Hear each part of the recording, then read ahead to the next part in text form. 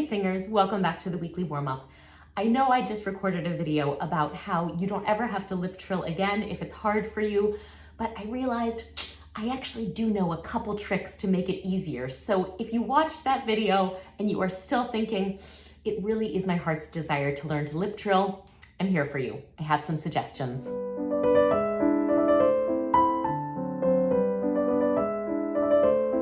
Okay, so let's start with what a lip trill is. We've got the lips kind of gently closed, and then we're gonna send a steady stream of air through while the lips flap open and closed, and we phonate. So it's gonna go something like,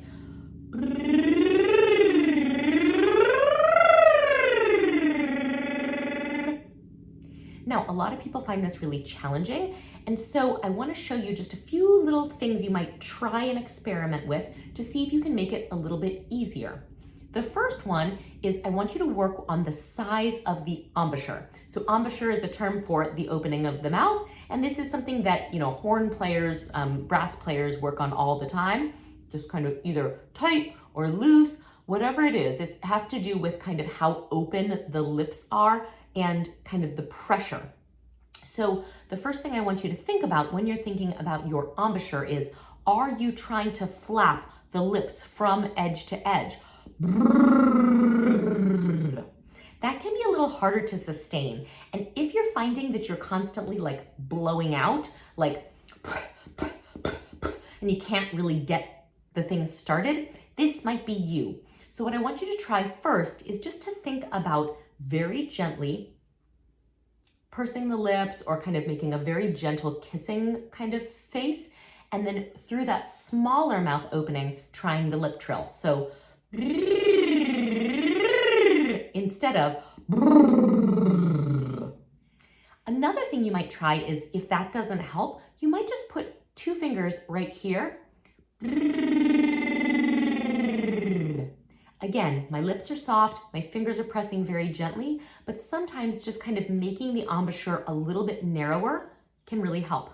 Another thing I would recommend that you try is varying the amount of pressure, or sort of how hard the lips are pressing together. This is really a major thing that I see with a lot of people, is they're kind of really pressing the lips, and lips that are hard cannot flap together. So something I'd like for you to try here is first just releasing the lips. So you have a kind of donut-shaped muscle. It's called the orbis auricularis, and it goes all the way up to your nose, down here. And so what I want you to think about here is, in body mapping circles, they talk about these as your lipstick lips. They are more of like a dermatological phenomenon rather than something that actually reflects the musculature underneath. The musculature that's under here actually extends up to the nose and way down onto the chin, is all the way around.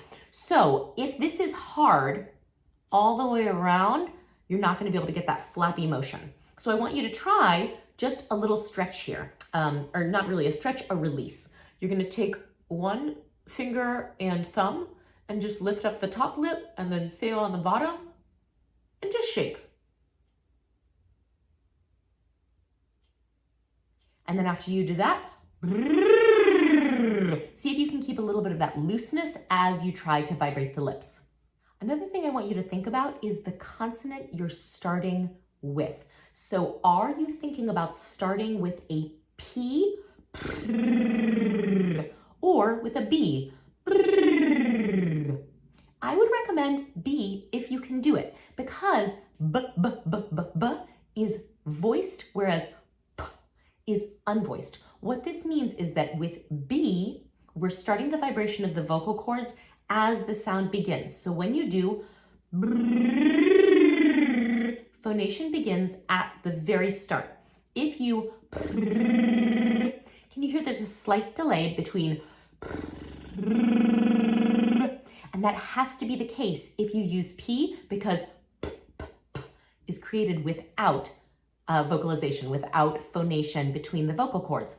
So if you're going to choose a letter to start with, try using B and see if that's a better alternative than P.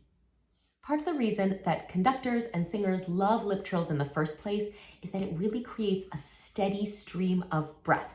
And that is sometimes where people run into problems, is that if you're trying to start with a big gust of air, you might just be creating more or uneven breath pressure. So what I would love for you to try is to imagine that you've got a candle, maybe 12 inches from your face, and you're gonna try and keep the flame on it flickering. Don't blow it out. So a lot of singers, when they go to start a lip trill, will go, and it's that kind of like first gust. And you can imagine that blowing out your little finger candle. So what I would like for you to try is put your candle in front of your face, and then as you start your lip trill, imagine that flame flickering the whole time and send that steady and pretty small stream of air.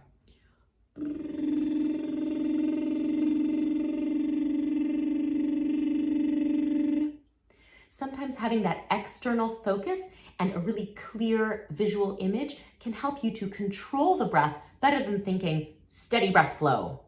One final idea would be that if you're having trouble kind of getting that airflow really regular, what you might want to do is actually substitute for the lip trill with one of the alternatives that I showed you in last week's video, and really use that. Use NG hum, use straw bubbling, use something to really build up your ability to start with a really precise onset. And that's going to help you to develop your control over that steady airstream. And what you may find is if the airflow was the problem that was not allowing you to lip trill and everything was okay here in the lip region, after using one of the alternatives for a while, you may find that you're actually able to come back and do the lip trill that you couldn't do in the first place. So that might be something to try as well. Singers, thank you for singing with me today. This is my favorite kind of exploration, and it's actually why I love teaching. It's why I have this YouTube channel, is I love to take a vocal issue and just think what could be all of the reasons that this problem is occurring and just experiment and play. So I hope you try these things this week. Let me know if you find some success. Maybe you have an idea that could help your fellow singers, and if so, please put it in the comments below. In the meanwhile, if you liked the video, please give it a thumbs up, subscribe to the channel, sign up for the newsletter. I would love to keep the conversation going. In the meanwhile, thank you for practicing, and bye-bye.